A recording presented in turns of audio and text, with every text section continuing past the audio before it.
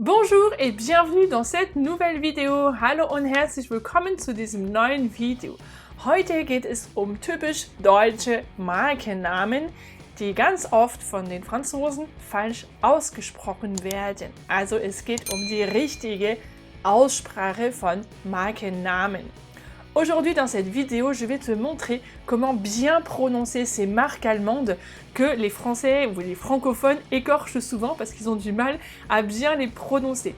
Dans mon autre chaîne Einfach Französisch, dans laquelle j'aide les Allemands qui apprennent le français, j'ai également fait une autre vidéo que tu peux retrouver du coup sur cette chaîne, je vais te la mettre aussi en lien là-haut sur le petit i, où là-dedans je t'explique, où j'explique plutôt aux Allemands comment bien prononcer les marques françaises. Donc ne venez pas en me disant « Ah mais les Allemands ils prononcent mal ou quoi », je sais tous les commentaires, mais si mettez-les moi, je me gérerai quand même de vous répondre et de vous lire.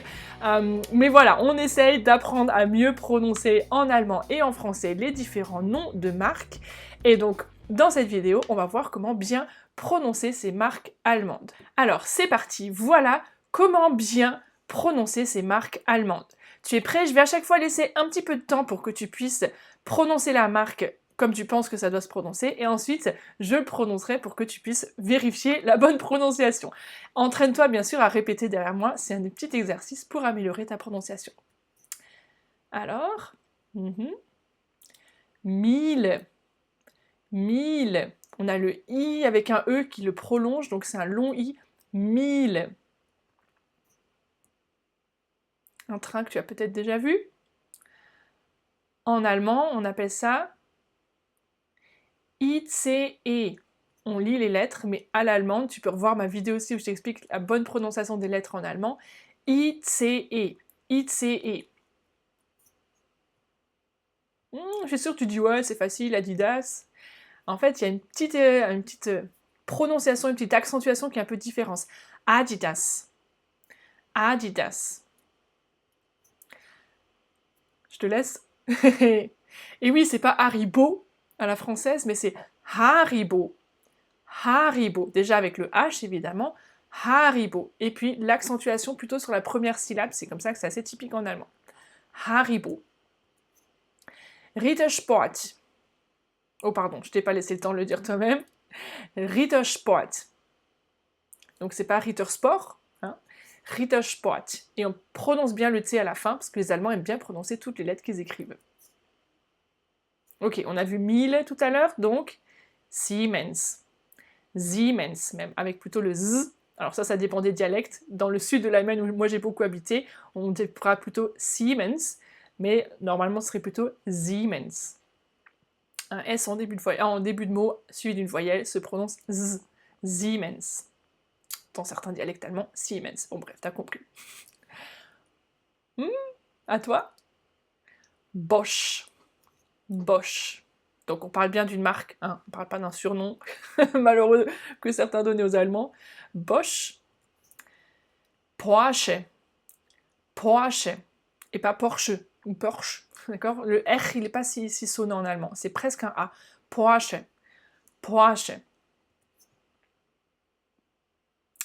Allianz. Allianz. Alors, si tu as vu une de mes précédentes vidéos sur TikTok, tu dois le savoir, celui-là. Volkswagen. Volkswagen. Volkswagen. Entraîne-toi à bien le prononcer après moi. Mercedes. Mercedes. Attention, là, on prononce les lettres, d'accord? Tu as vu la vidéo sur l'alphabet allemand. DHL.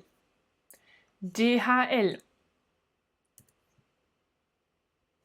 Pareil, tu connais du coup? Attention, le W se prononce V en allemand, exactement. Du coup, ce sera BMW. BMW. Tu connais les pizzas? Dr. Oetker. Et les bons gâteaux.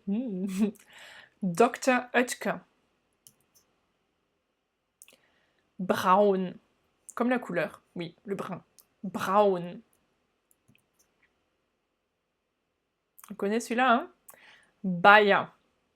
Bayer. Et tu remarques, c'est pas Bayer, mais plutôt Bayer. Et le ER à la fin, comme je t'ai déjà dit dans d'autres vidéos aussi, se prononce quasiment comme un A. Bayer. Puma. Puma. Et non pas Puma, puisque le U en allemand se dit OU. Puma. Nivea. Tu remarques la prononciation, l'accentuation? Nivea. Et pas Nivea. Nivea. Lufthansa. Lufthansa. Alors, est-ce que celle-là, tu sais le dire? Schwarzkopf. Schwarzkopf. Tiens, d'ailleurs, ça serait un bon mot Lego. Je vais peut-être te publier bientôt sur Instagram. Schwarzkopf. Tu sais, ces mots Lego qui reprennent plusieurs concepts.